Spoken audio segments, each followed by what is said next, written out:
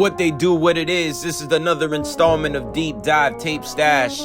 Before we take the plunge, please subscribe to the YouTube channel Orion Hip Hop, where you can peep previous episodes of Deep Dive Tape Stash, as well as dope ass music from yours truly. Like, share, repost, all that.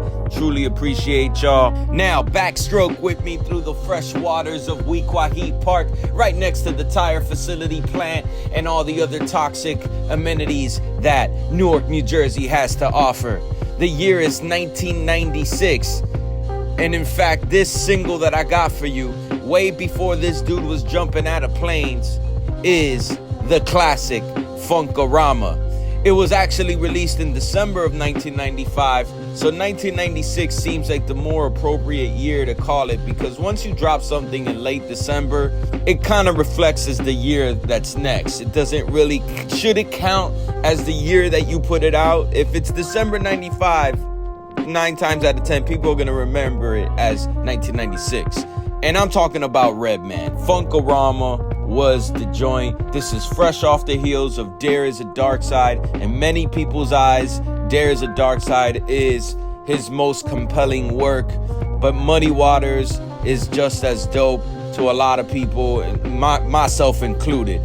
I'm always in between which one is better of the two. But anyways, I digress. Funkorama was not featured on There Is a Dark Side. It was actually featured on Erick Sermon's compilation Insomnia, which to me is one of the best compilations in hip-hop ever. More on that a little bit later. I got this on tape. I've had this for almost 20 years now, probably more than that. I remember copying this, I want to say 1999 or something like that at a thrift. I also have this on vinyl. I got the green single vinyl of this. Look at that. Ain't that beautiful? Man, this song is a classic, hands down, and the production of it is accredited actually to Redman. For a long time, I thought this was Erick Sermon production, but Reggie Noble, aka Redman, is no slouch on the production tip. A lot of people might not know that or might overlook that, but if you really do your research, you will see that this dude has had a hand in the production of all his albums and for other artists as well, including South Florida's own Mother Superior. Most of all was produced by Redman. And this joint is amazing as far as just looking at it from a beat level. I'm not gonna sample snitch on everything, but just everything that he tied into this, from the sample on the hook with the Tribe Called Quest, from the Fat Boys to the ad-libs that he used of Aaron Hall from the song Welcome off of Erick Sermon's Double or Nothing album, which I also covered in a previous Deep Dive Tape Stash episode. But one of the more important elements of this that kind of blew me away was his bass line. The sample that he used from Curtis Blow's The Breaks and how he freaked that to have this funky bass line is so dope to me. The synthesizer use on the hook was perfect for that era in hip-hop where Dr. Dre was dominating. You had Big Papa. If you think about Biggie's Big Papa, that synthesizer use was masterful.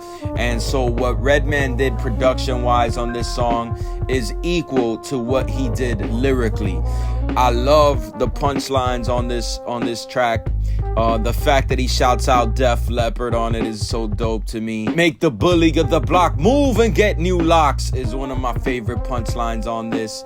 And you know, as I was like taking this deep dive into it, that line where he says, keep your eye on this funk cosmical, far from logical, that kind of was seen as part of the whole friction that Mobb Deep developed with the Def Squad.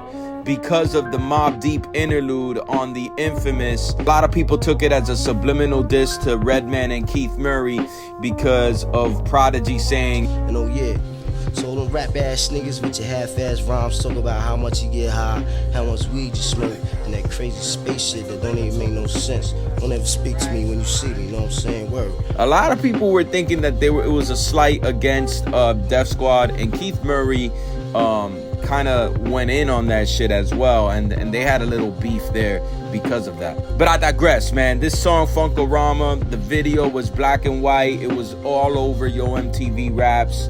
Actually, for some reason, I thought there was a greater hook presence on this as far as where the singer is concerned because of all the ad-libs they put in from Aaron Hall. And for some reason, forever, I thought Dave Hollister was like featured on this song. But I don't know. That's just like impressions your mind makes and false memories and shit like that. This track will forever go down in hip-hop history.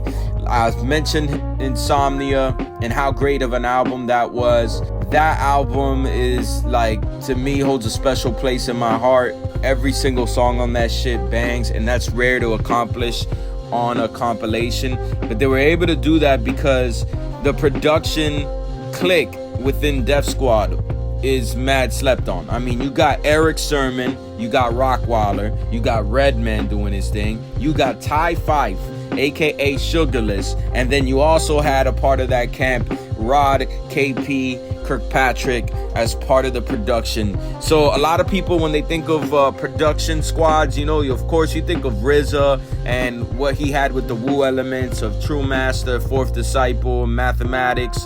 But you also think of Dr. Dre's era with The Chronic and Chris the Glove, Warren G, Daz Dillinger. You might also think of much later Dr. Dre with Scott Storch and, you know, a whole gang of others, Frederick.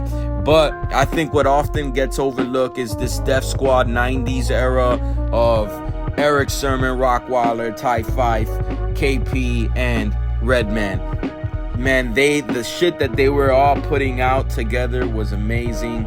And, you know, that is something that I feel often gets overlooked. The B-side on this single is the Wixtons' Up Jump the Boogie. I always felt that this song deserved a video. They should have done a video for this track. And I actually did some research on the Wixtons because I'm like, what happened to these two brothers? The duo is made up of Ja Boogie and Sugar Diamonds. And this is it. This is the only song that I was ever able to hear from these guys. Now, I do think that Sugar Diamonds may have laid some vocals on Double or Nothing because, for instance, The Heat of the Moment, that track, I feel like that is Sugar Diamonds rapping on it. I may be wrong. There's some other tracks where I think he makes an appearance on. But for some reason, that is it. Nothing else from the Wixtons. I wonder what the story is there. Every time I see an Erick Sermon interview, very rarely do people go in on Insomnia with him. But that album, Insomnia, is packed with acts like the Wixtons, Crossbreed, Tommy Gunn, who you never hear from these people ever again. Side note, Crossbreed is Napalm and Rockwaller, and that's a group that I'm always trying to find old school shit on because they was a crazy ass duo from Jersey. Shout out to all my peeps from Jersey, man. DJ XS, DJ PP Armstrong, Nasty, you know what I'm saying? All my peeps from Jersey doing they thing for Sheezy. Prince Divine, y'all know what it is. Also, shout out to the homies Shotty and Money Mowgli. They just put out an album, M.I. Aliens. The reason I'm shouting them out is because Shotty's one of his favorite MCs is Redman, and he got a track that he released several years back called Funkorama, paying homage to this great track that I have in front of you right now. So go check out Shotty's Funkorama and his rehashing of a classic single. But he didn't take the beat. He did some original thing. Go peep that. Do yourself a favor. Get familiar with this Miami wave that we got going. The video was dope. Had mad cameos. Them dudes was on the roof. Forever, I thought that going to Jersey would just be black and white. Because Redman had a lot of black and white videos, man. So, like, I don't know.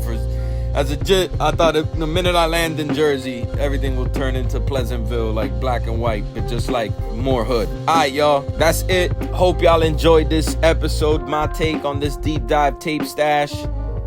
Peace.